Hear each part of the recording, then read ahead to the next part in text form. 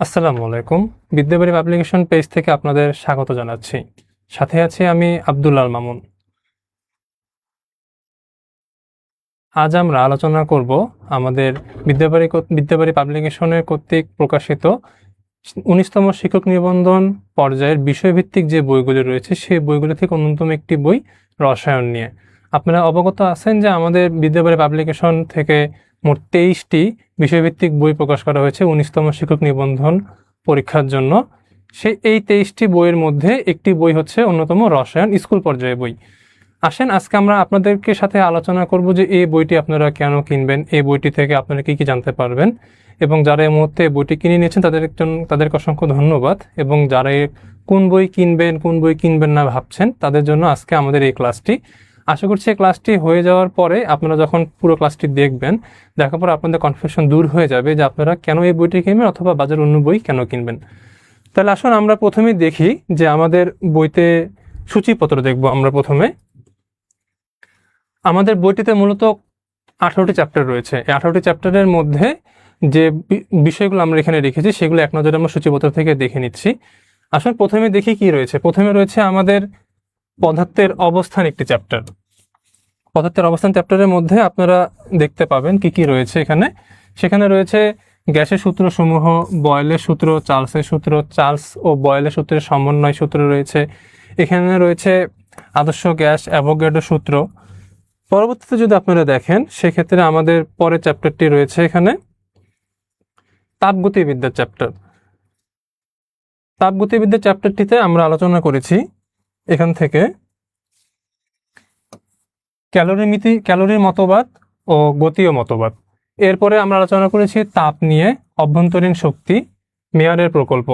এর পরবর্তী যে চ্যাপ্টারটি আমাদের রয়েছে সেটি হচ্ছে তরল অবস্থা ও কলিগেটিভ ধর্ম। এই চ্যাপ্টারটির মধ্যে আপনারা পেয়ে যাচ্ছেন দ্রাবক, দ্রব্য, দ্রাব্যতার গুণফল।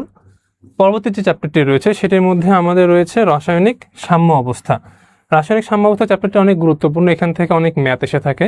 এই চ্যাপ্টারের মধ্যে আপনারা পেয়ে যাচ্ছেন সাম্য অবস্থার প্রকাশ পদ্ধতি, সাম্য অবস্থা ধ্রুবকের মোলার ভগ্নাংশ অনুসারে প্রকাশ হওয়ার অনেক কিছু আপনাদের এখানে রয়েছে। পরবর্তীতে আসেন আমরা দেখি যে আমাদের পরবর্তী চ্যাপ্টারগুলো কি কি রয়েছে।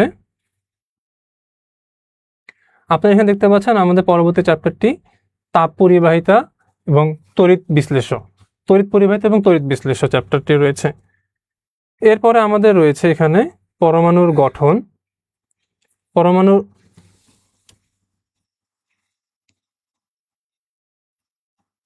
পরমাণুর গঠন চ্যাপ্টারটি রয়েছে। পরমাণুর গঠন চ্যাপ্টারের মধ্যে ডাল্টনের পরমাণু মতবাদ, বোরের পরমাণু মতবাদ, এই মতবাদগুলো থেকে আমাদের বিগত সালে অনেক কোশ্চেন এসেছে এবং আশা করছি আপনারা ভবিষ্যতে এখান থেকে অনেক কোশ্চেন কমন পেয়ে যাবেন।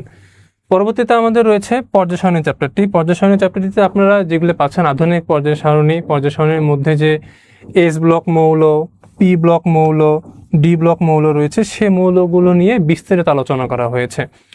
এরপরে আসেন আমরা দেখি আমাদের পরবর্তী চ্যাপ্টারটি রয়েছে অ্যাসিড এবং ক্ষারের চ্যাপ্টার। অ্যাসিড ক্ষারের বিক্রিয়া, প্রশমন বিক্রিয়া বলেন, পিএইচ নির্ণয়, পাকস্থলীতে অ্যাসিডের ব্যবহার ও প্রতিকার, ক্ষারকের ব্যবহার প্রতিকার, লবণ নির্দেশক, এগুলো নিয়ে মূলত আমাদের চ্যাপ্টারটিতে আলোচনা করা হয়েছে।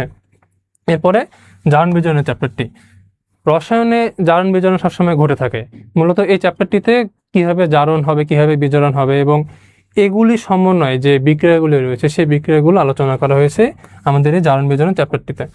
পরবর্তীতে আমাদের এখানে যে চ্যাপ্টারটি রয়েছে সেটি আপনারা দেখতে পাচ্ছেন যে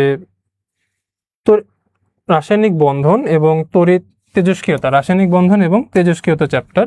এরপরে অ্যালিফ্যাটিক হাইড্রোকার্বন চ্যাপ্টারটি রয়েছে। অ্যালিফ্যাটিক হাইড্রোকার্বনের চ্যাপ্টারটি আপনারা জানেন রসায়নের অ্যালিফ্যাটিক অ্যারোমেটিক, এই দুটি চ্যাপ্টার অনেকেই ভয় পেয়ে থাকে।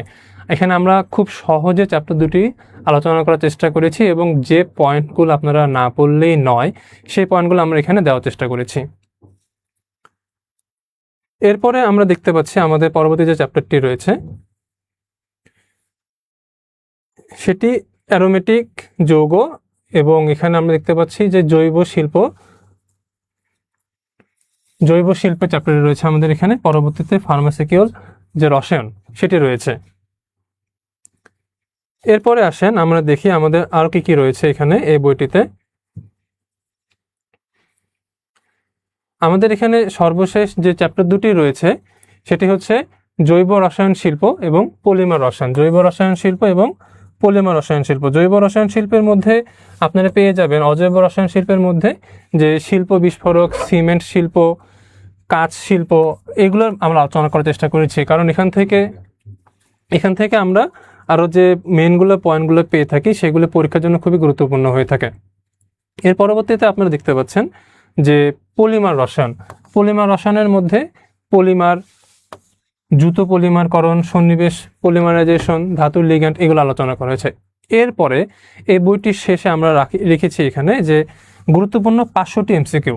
মূলত এই যে টোটাল আপনারা অধ্যায়গুলি দেখলেন, সে অধ্যায়গুলি থেকে গুরুত্বপূর্ণ এমসিকিউ নিয়ে আমরা এখানে 500 এমসিকিউ রেখেছি। এগুলি সব সফলভাবে দেওয়া রয়েছে, যাতে আপনারা যে বইটি পড়ে শেষ করেছেন, বইটি পড়ে শেষ করার পরে আপনাদের যে কোন অধ্যায় থেকে কীরকম এমসিকিউ আসতে পারে, আপনাদের অধ্যায় চেঞ্জ হলে আপনি কীভাবে করে বুঝবেন, সেইগুলো মূলত এই 500 এমসিকিউর মধ্যে আপনারা পড়লে পেয়ে যাবেন।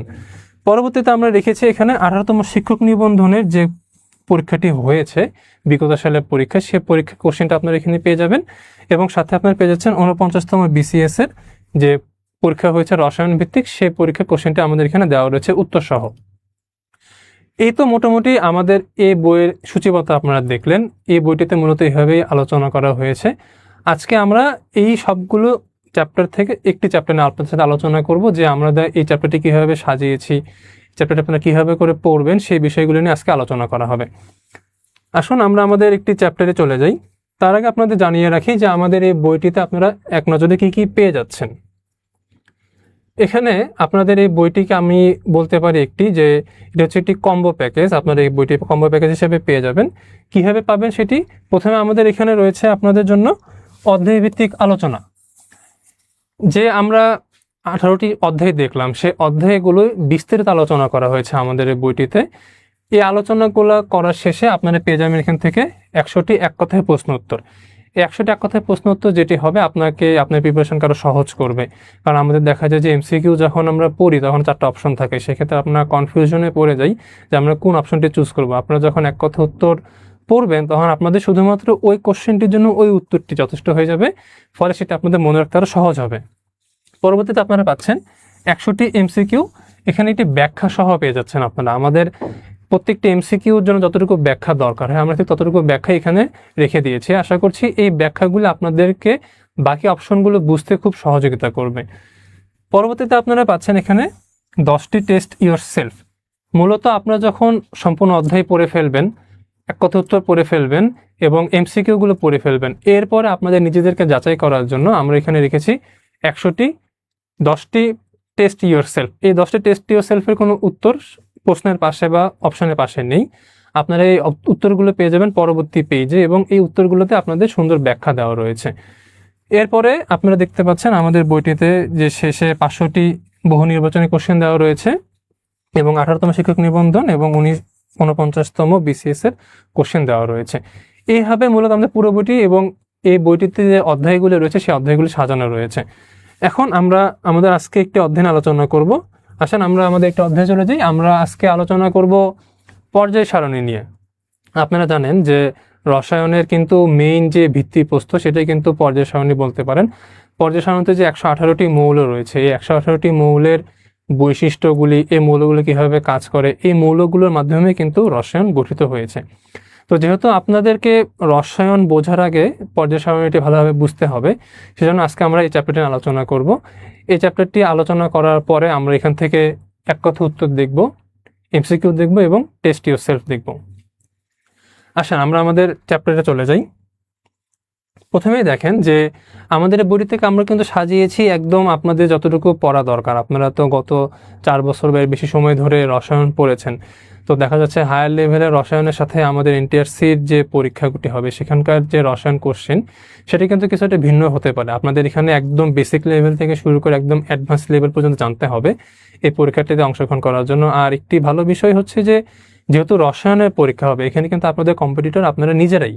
আপনাদেরকে কিন্তু অন্য কেউ এসে আপনার সাথে বিট করবে না। যারা বায়োলজি, ম্যাথ বা অন্য কোনো সাবজেক্টে, তারা কিন্তু আপনাদের এখানে এসে বিট করবে না আপনাদের সাথে, আপনাদেরকে আপনাদের নিজের সাথেই বিট করতে হবে। সেক্ষেত্রে যেটা হচ্ছে যে আপনারা যদি আপনাদের যে রসায়ন আপনারা 4 বছরের বেশি সময় ধরে পড়েছেন, সেই বিষয়গুলো আপনারা অনেক অ্যাডভান্স লেভেলে পড়েছেন। অ্যাডভান্স লেভেলে পড়ার কারণে যেটি হয় যে মাঝে মাঝে আপনাদের যে বেসিক যেগুলো সেগুলো কিন্তু আমরা অনেক সময় ভুলে যাই। তো সেই জন্য আমাদের এই যে চ্যাপ্টারটি রয়েছে, সম্পূর্ণ চ্যাপ্টারটিতে আমাদের এখানে বেসিক লেভেল থেকে শুরু করে অ্যাডভান্স লেভেল পর্যন্ত সকল আলোচনা আমাদের চ্যাপ্টারটিতে রয়েছে। প্রথমে আপনারা দেখতে পাচ্ছেন এখানে যে 1913 সালে বিজ্ঞানী জে মোলেস তিনি এক্স রে পরীক্ষার মাধ্যমে প্রমাণ করেছেন যে মৌলসমূহের ধর্মাবলী তাদের পরমাণু প্রোটন সংখ্যার উপর নির্ভর করে। আমাদের কিন্তু প্রতিটা লাইনই খুব গুরুত্বপূর্ণ। এখানে যেহেতু আপনাদের এমসিকিউ ভিত্তিক পরীক্ষা হবে, অথবা যদি আপনাদের বড় প্রশ্ন ভিত্তিকও পরীক্ষা হয়ে থাকে, সেক্ষেত্রে আমাদের এই বইটা আপনার জন্য অনেক সহায়ক হবে। পরবর্তীতে দেখেন যে 1914 সালে নিলস বোর উনি আধুনিক পর্যায় সারণীর কাঠামো তৈরি করেছেন। তাহলে আমাদের এখান থেকে যদি কোশ্চেন চলে আসে যে আধুনিক পর্যায় সারণীর কাঠামো কে তৈরি করেছেন, এটি হচ্ছে নিলস বোর 1914 সালে। বর্তমানে আপনারা যেহেতু রসায়নে পড়াশোনা করেছেন, আপনারা জানেন যে পর্যায় সারণীতে মোট 18টি গ্রুপ রয়েছে এবং 7টি পর্যায় রয়েছে। এখন পর্যন্ত এটি আপডেট, এখন আর রসায়নে পর্যায় সারণীতে কোনো প্রকার আপডেট এখন পর্যন্ত আসেনি। পরবর্তীতে আমরা দেখি যে কি রয়েছে এখানে। আমাদের পরবর্তী অংশটি রয়েছে এখানে আধুনিক পর্যায় সারণী।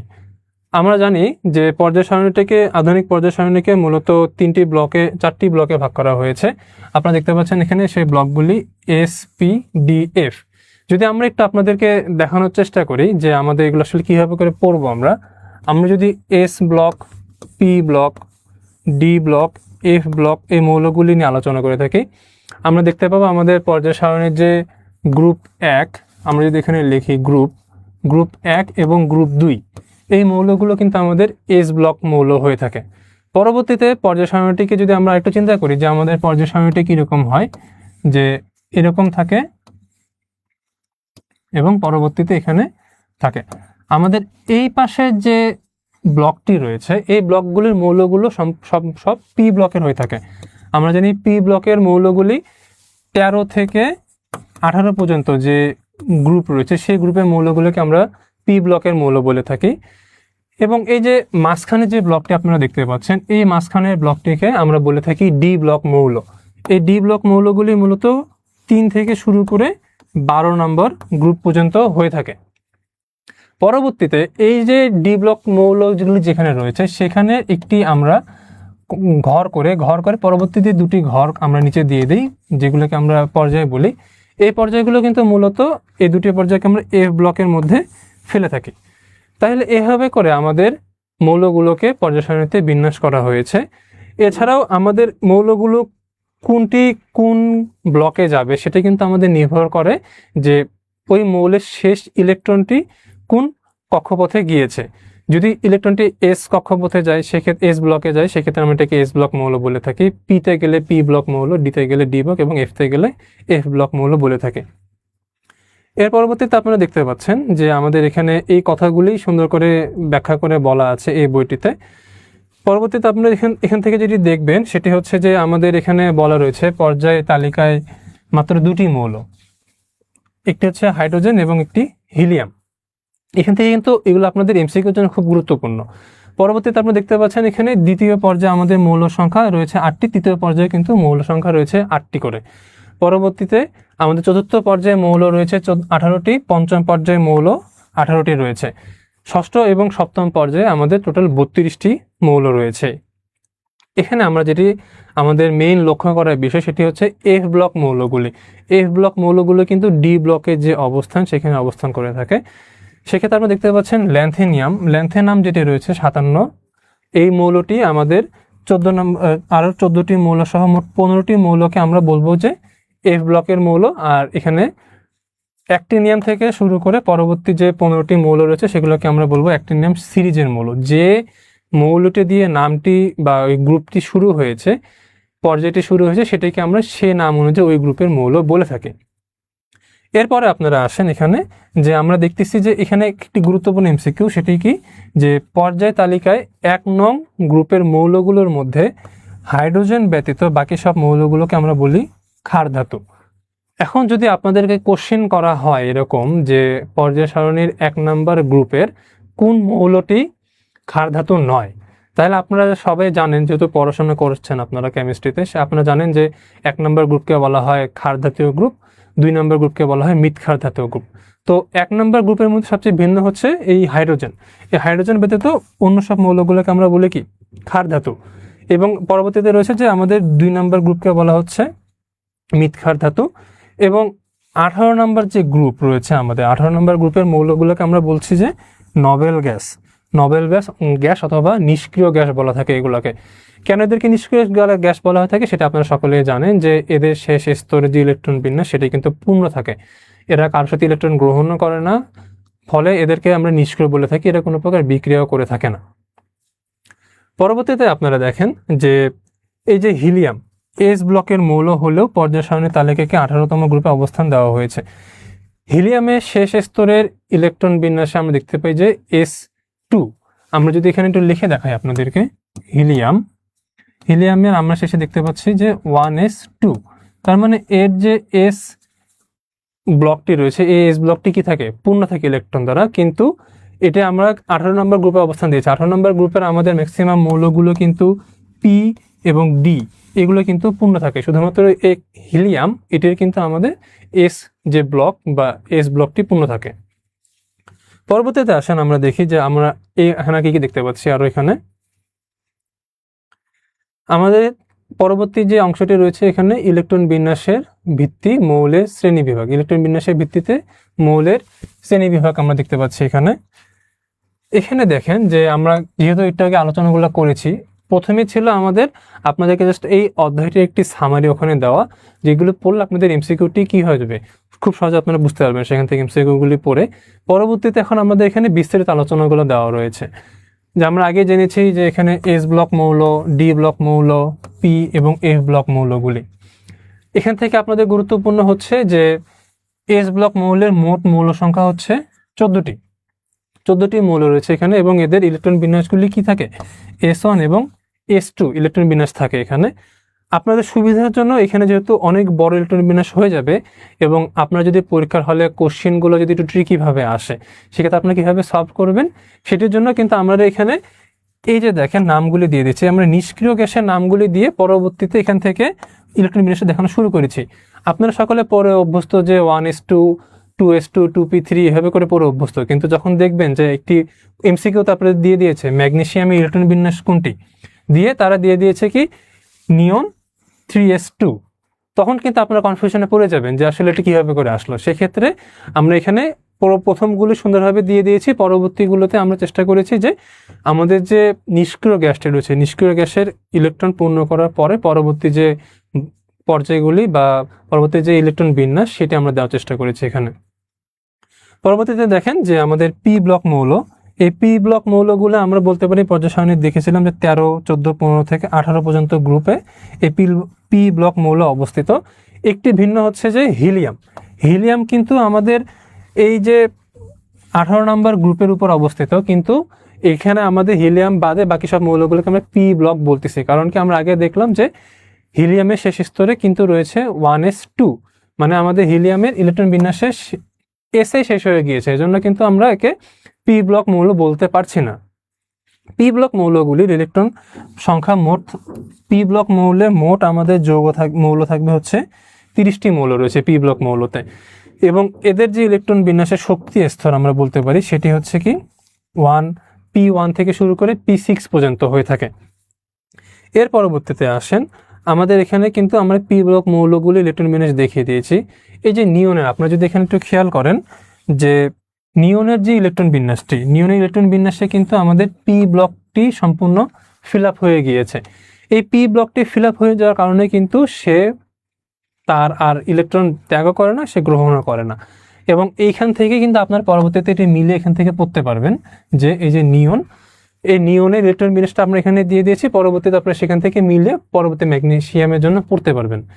এখানে আসেন তারপর আমরা দেখি যে ডি ব্লক মৌল, এই ডি ব্লক মৌলগুলিকে আরেকটি নাম রয়েছে, এদেরকে বলা হয় অবস্থান্তর মৌল। গত যে 18তম শিক্ষক নিবন্ধন পরীক্ষা হয়েছে সেখানে আমাদের এই ডি ব্লক মৌল থেকে একটি কোশ্চেন এসেছে, সেটি হচ্ছে যে স্ক্যান্ডিনিয়ামকে ডি ব্লক মৌল বলা হলে অবস্থান্তর মৌল বলা হয় না কেন। এখানে আমরা এই যে আপনারা যদি এই ব্যাখ্যাটি পড়ে ফেলেন, সেই ব্যাখ্যাটি পড়ে ফেলার পর আপনারা নিজেরাই কিন্তু এই কোশ্চেনটির উত্তর করতে পারবেন। এখন যদি আপনাদেরকে স্ক্যান্ডিনিয়ামের বদলে অন্য কোনো মৌল দিয়ে দেওয়া হয়, সেক্ষেত্রে আপনারা এই ব্যাখ্যাগুলি পড়ার মাধ্যমেই পরবর্তী মৌলগুলো কেন ডি ব্লক মৌল হওয়া সত্ত্বেও অবস্থান্তর মৌল নয়, সেইগুলির ব্যাখ্যা আপনারা পেয়ে যাবেন এখান থেকে। সেজন্য আমাদেরকে যেটা জানতে হবে যে যদি আমরা প্রথমে এমসিকিউর দিকে নজর দিই, সেখানে আমাদের এই ডি ব্লক মৌলে ইলেকট্রন সংখ্যা রয়েছে, মোট মৌল রয়েছে এখানে 40টি। ডি ব্লকে মোট 40টি মৌল রয়েছে।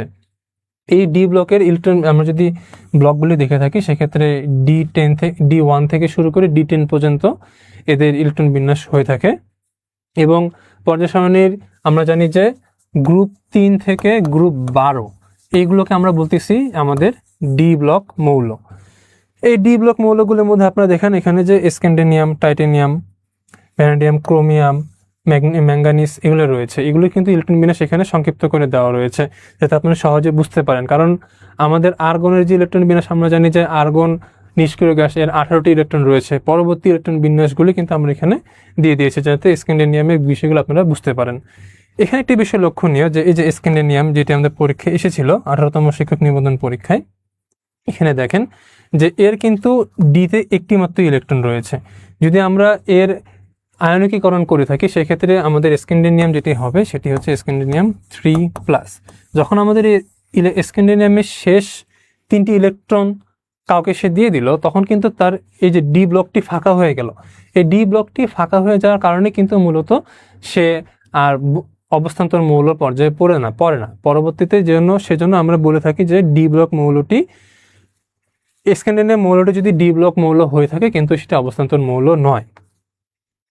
এরপরে আসেন আমরা দেখি আমাদের আর কি রয়েছে এখানে।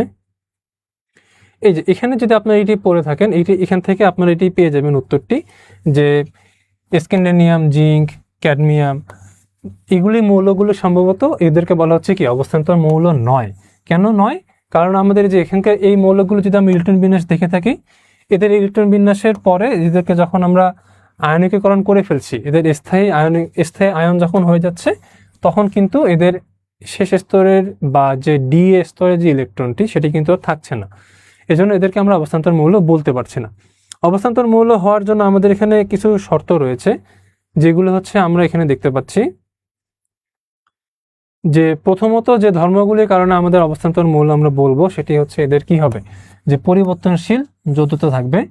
এরা রঙিন যৌগ গঠন করবে, অবস্থান্তর মৌল হওয়ার সময় রঙিন যৌগ গঠন করবে। কারণ এদের ডি অরবিটাল বা ডি ব্লকটি যখন ফাঁকা থাকবে, তখন কিন্তু এই ইলেকট্রনগুলো এক স্থান থেকে আরেক স্থানে যাবে। তখন এরা কি করবে, বিভিন্ন ধরনের বর্ণালী নিঃসরণ করবে, জন্য এদের কি হবে, রঙিন যৌগ গঠন করবে।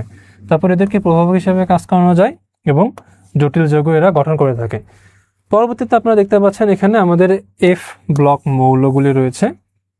এফ ব্লক মৌলগুলি আমাদের এখানে পর্যায় সারণীর 6ষ্ঠ পর্যায়ে যে ল্যান্থিনিয়াম রয়েছে, এই ল্যান্থিনিয়াম থেকে শুরু করে আমাদের পরবর্তী লুটিসিয়াম পর্যন্ত যে মৌল, মোট 15টি মৌল, এবং অ্যাক্টিনিয়াম থেকে শুরু করে আমাদের পরবর্তী লরেন্সিয়াম পর্যন্ত যে মৌলগুলি, সবগুলো মিলে মোট 30টি মৌলকে আমরা বলতেছি যে এফ ব্লক মৌল।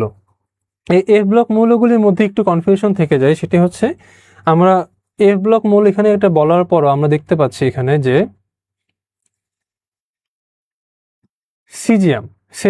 সেরিয়াম যেটা রয়েছে আমাদের এখানে, এই যে এই সেরিয়াম থেকে লুটেসিয়াম পর্যন্ত এবং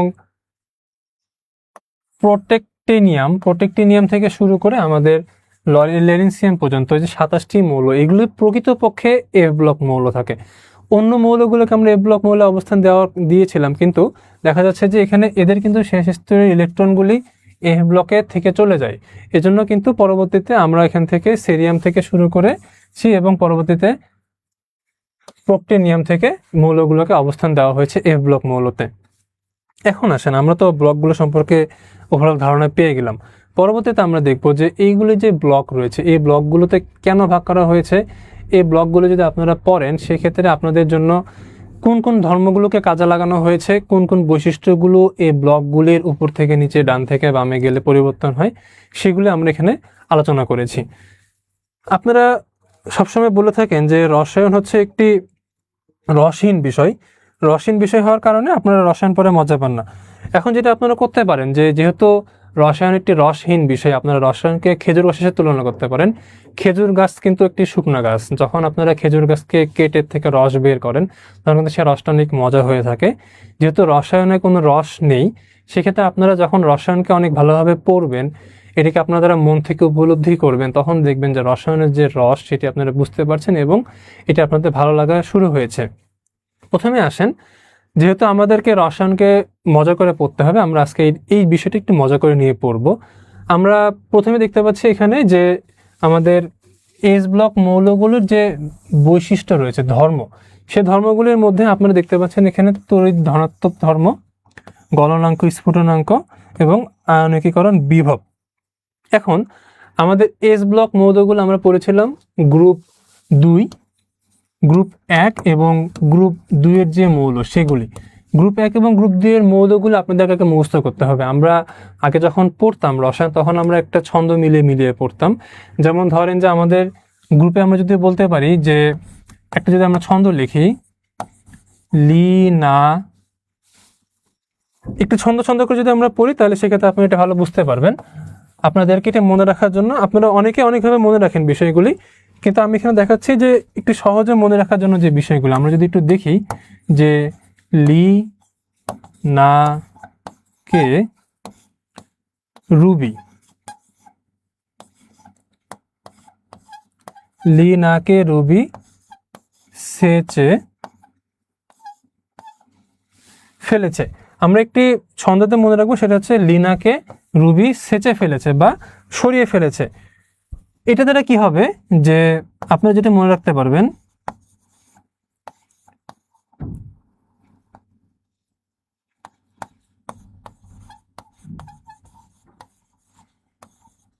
সেচে ফেলেছে, আপনারা কি মনে রাখবেন এখানে, সেটি হচ্ছে যে লিনা লিথিয়াম, পরে নাতে হচ্ছে সোডিয়াম, কেতে পটাশিয়াম, রুবিতে রুবিডিয়াম, সেচেতে সিজিয়াম এবং ফেলেছে হচ্ছে ফ্রান্সিয়াম।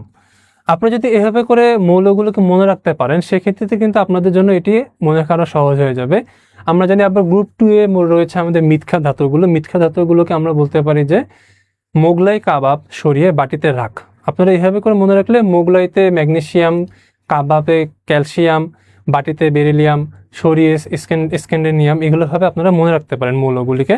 সেক্ষেত্রে আপনাদের এখানে আপনারা যদি মনে রাখেন তাহলে যেটি হবে এটা হচ্ছে আপনাদের এই যে বৈশিষ্ট্যগুলো আমরা এখানে দিয়েছি, এই বৈশিষ্ট্যগুলো মনে রাখা খুব সহজ হবে। কারণ কি, আমরা জানি যে ব্লকের মৌল সেই ব্লক বা সেই গ্রুপের কিন্তু উপর থেকে নিচের দিকে এই বৈশিষ্ট্যগুলি পরিবর্তন হয়ে থাকে।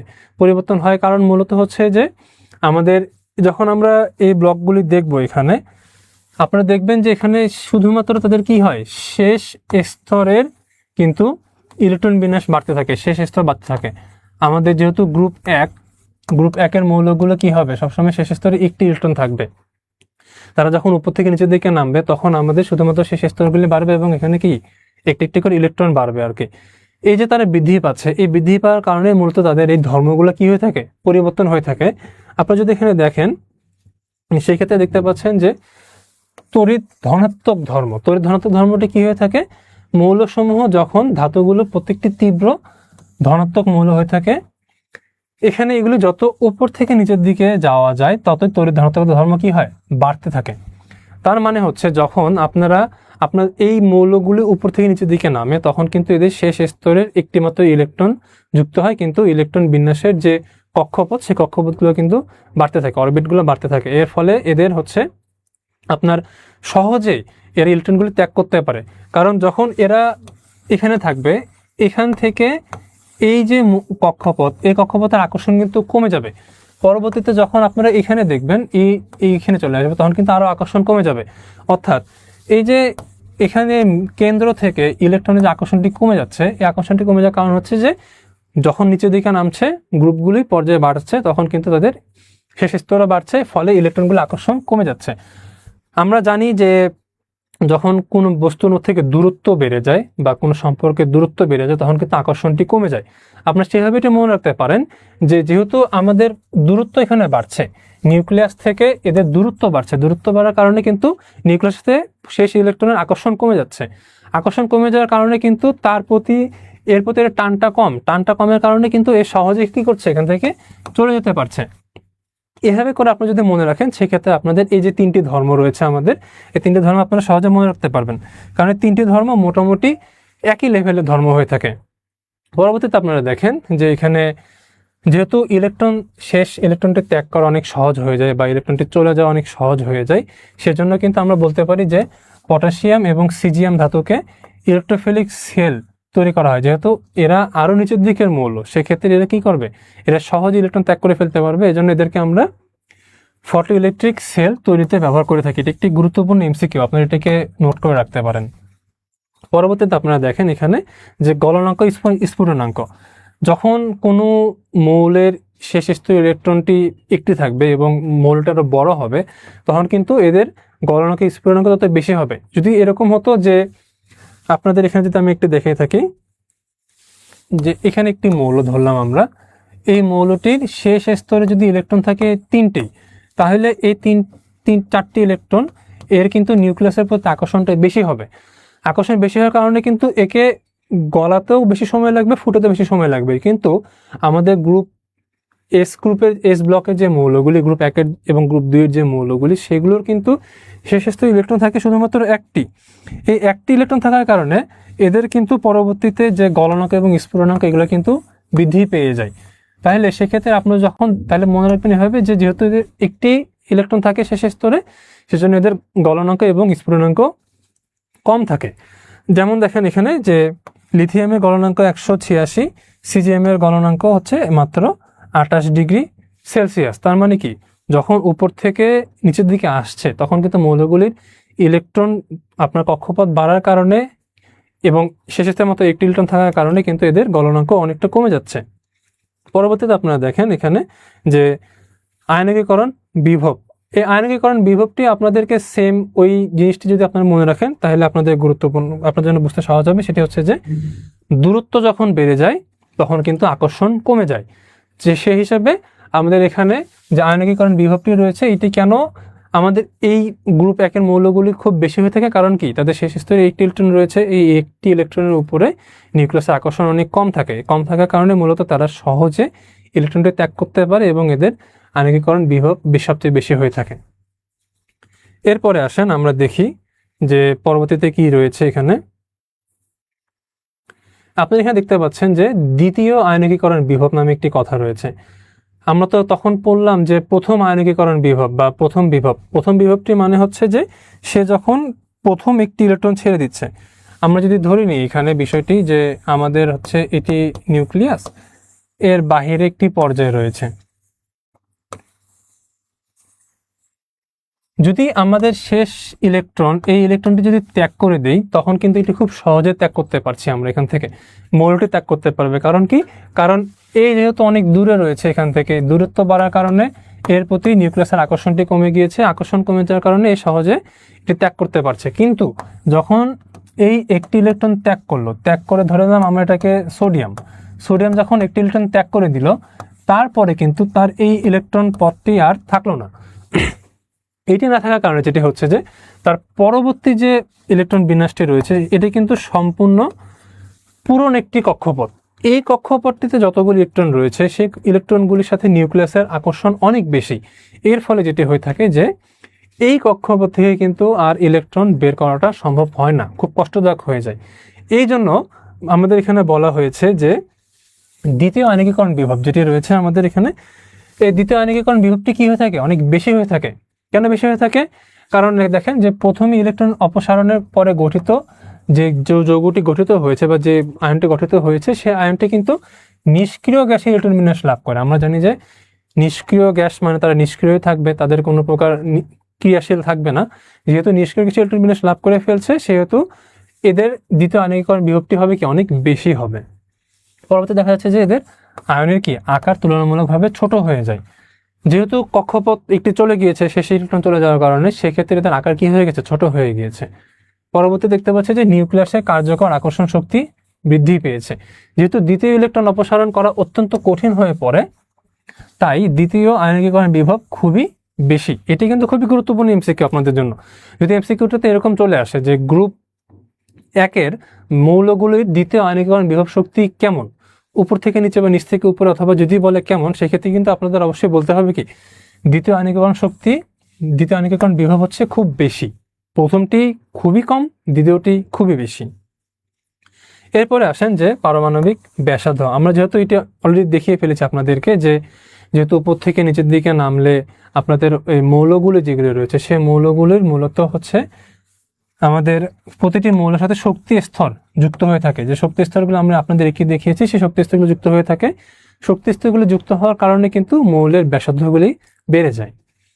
এরপরে আসেন ধাতব ধর্ম। আমরা যদি দেখি যে আমরা জানি গ্রুপ 1 মৌলগুলোকে বলা হচ্ছে ক্ষার ধাতু, গ্রুপ 2 মৌলগুলোকে বলা হচ্ছে মৃৎক্ষার ধাতু। ধাতুগুলোর মধ্যে আপনি দেখতে পাচ্ছেন lithium, sodium, magnesium, sodium, potassium, rubidium, scandium, caesium. এই মৌলগুলি মূলত হচ্ছে আমাদের কি তাপ ও বিদ্যুৎ সুপরিবাহী। এরা কিন্তু আবার নরম ধাতুও হয়ে থাকে। এদের যে আপনার ধর্মক্রমগুলি রয়েছে সেই ক্রমগুলো আমরা এখানে সুন্দর করে দেখিয়ে দিয়েছি।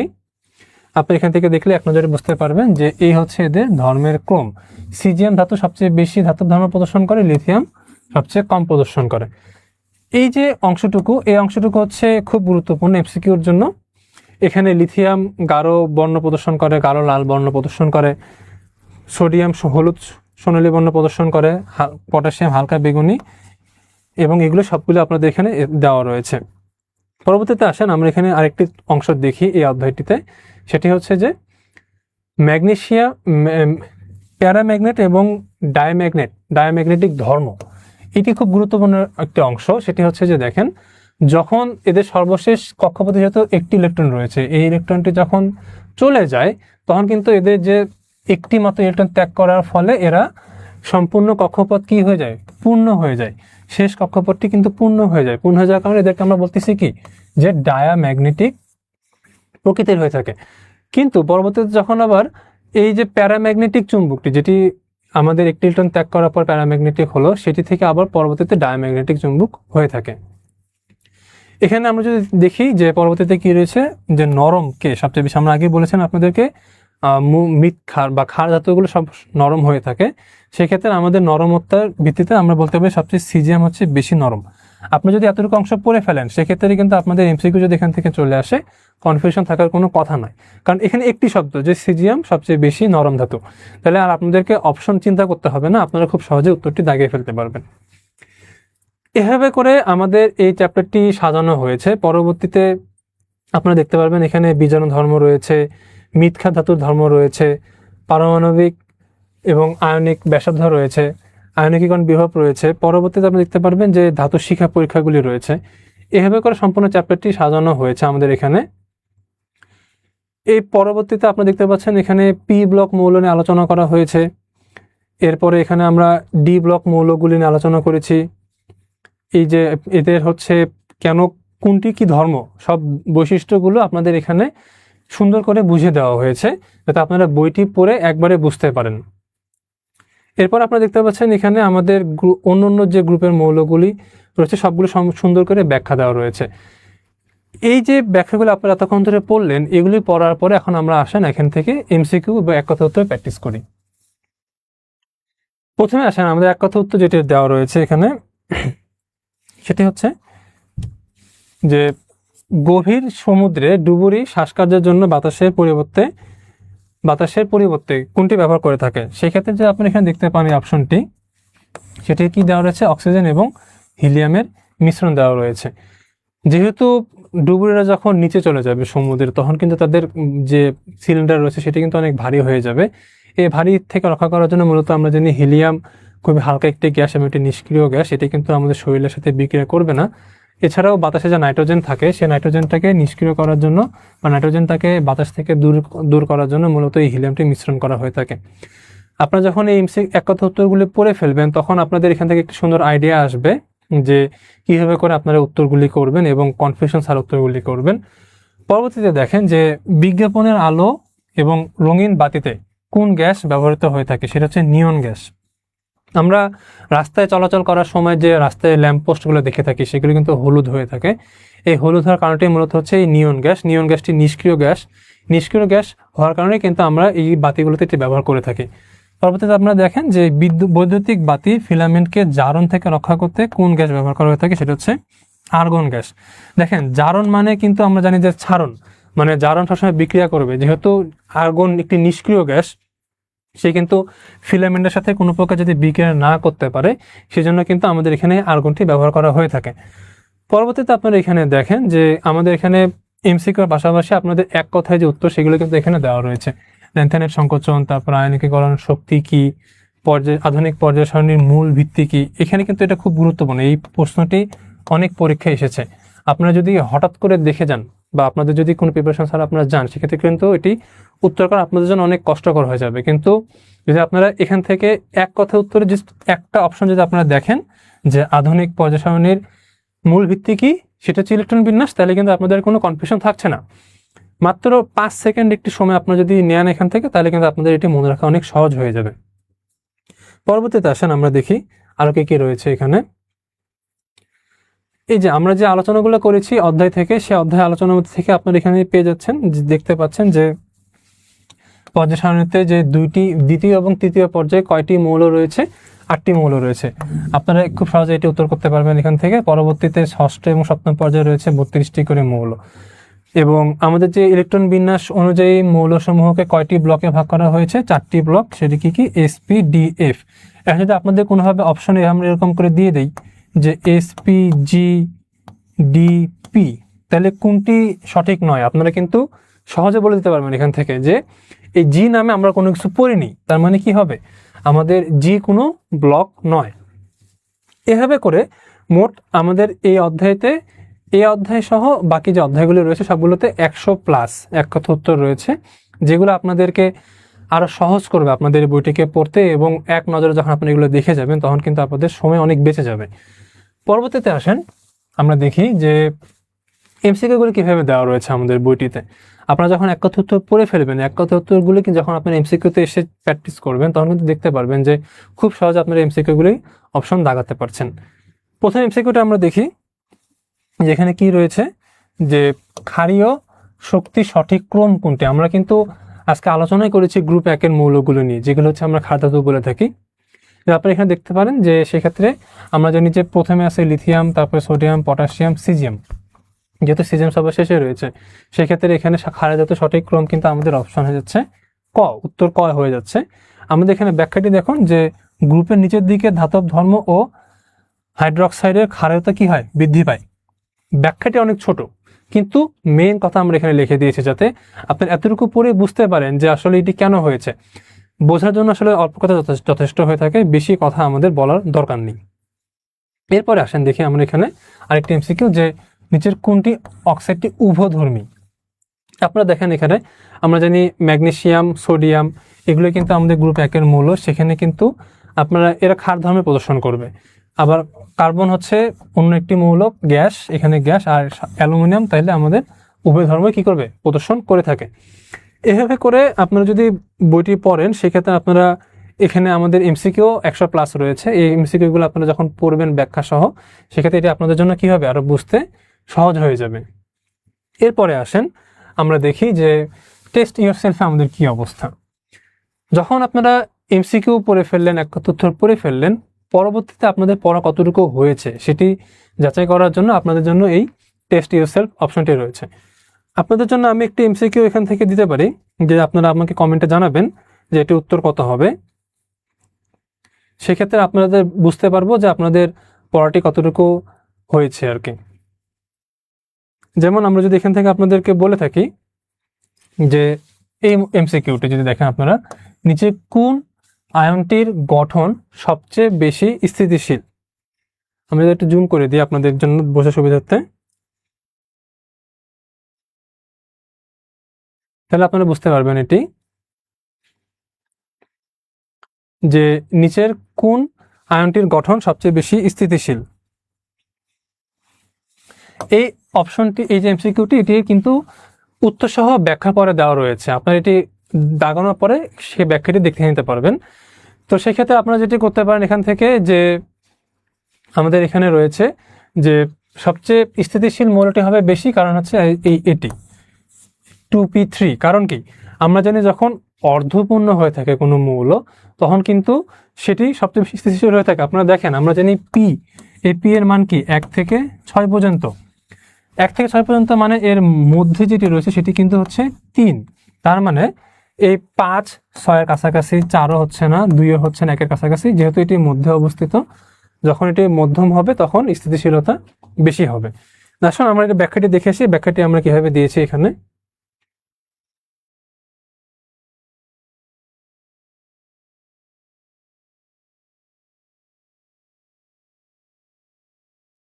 এই যে দেখেন, আমাদের এখানে ব্যাখ্যাটি সুন্দর করে দেওয়া রয়েছে। যে 9 নম্বর কোশ্চেনটা আমরা সলভ করতে দিয়েছিলাম আপনাদেরকে, এখানে বলা রয়েছে যে এর ইলেকট্রন বিন্যাসে দেখতে পাচ্ছি যে 2p3 হয়, যা অর্ধপূর্ণ। পি অরবিটাল অর্ধপূর্ণ অরবিটালে বেশি স্থিতিশীল হওয়ার কারণে কি হয়ে থাকে, সবচেয়ে বেশি স্থিতিশীল হচ্ছে ও অক্সিজেন প্লাস এটি। এইভাবে করে আপনারা আমাদের সবগুলো এমসিকিউ পেয়ে যাবেন এখান থেকে। এরপরে আসেন আমরা দেখি আমাদের 500 এমসিকিউতে কি রয়েছে এখানে।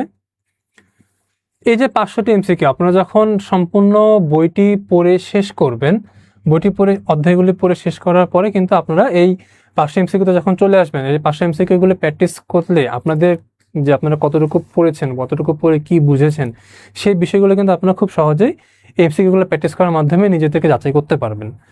আমরা দেখি এখানে যে আমাদের 500 আজকে আমরা যা চ্যাপ্টারটি পড়েছি সেখান থেকে মূলত এইখান থেকে আমরা কিছু এমসিকিউ দেখব যে কোনগুলি রয়েছে আমাদের এখানে। আপনারা দেখতে পাচ্ছেন যে এখানে 7 নম্বর এমসিকিউটি যদি আমরা দেখি, 7 নম্বর এমসিকিউটি যে ব্যাসার্ধের সঠিক ক্রম কোনটি।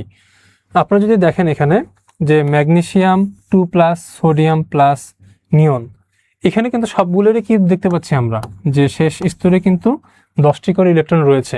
তারপরেও এদের সঠিক ক্রম কেন এটি হলো, কারণ যখন এই ইলেকট্রনটি ত্যাগ করলো, ত্যাগ করার পরে কিন্তু এর শক্তিগুলো আরো তুলনামূলকভাবে কমে গিয়েছে। এজন্য কিন্তু আমরা বলতে পারি যে নিয়নের শক্তি সবচেয়ে বেশি হবে, তারপরে সোডিয়াম, তারপরে ম্যাগনেসিয়াম। পরবর্তীতে আসেন আমরা আরো কিছু এমসিকিউ যদি এখান থেকে দেখি।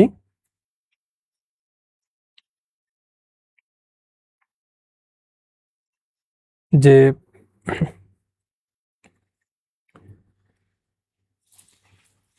একই পর্যায়ে যদি আপনি এখানে দেখেন যে বিষয়টি একই পর্যায়ে বাম থেকে ডানে গেলে পারমাণবিক ব্যাসার্ধ সাধারণত কি হয়, একই পর্যায়ে বাম থেকে ডানে, আমরা জানি বাম থেকে ডানে গেলে কি হবে, যে এদের পারমাণবিক ব্যাসার্ধ কি হবে, কমবে। কেন কমবে, কারণটি হচ্ছে আমরা জানি গ্রুপের যেটি হয় সেটি হচ্ছে উপর থেকে যখন নিচের দিকে আসে এদের আপনার হচ্ছে পারমাণবিক ব্যাসার্ধ বাড়ে যায়। কেন, কারণ হচ্ছে এদের শেষ স্তরটি বেড়ে যায়।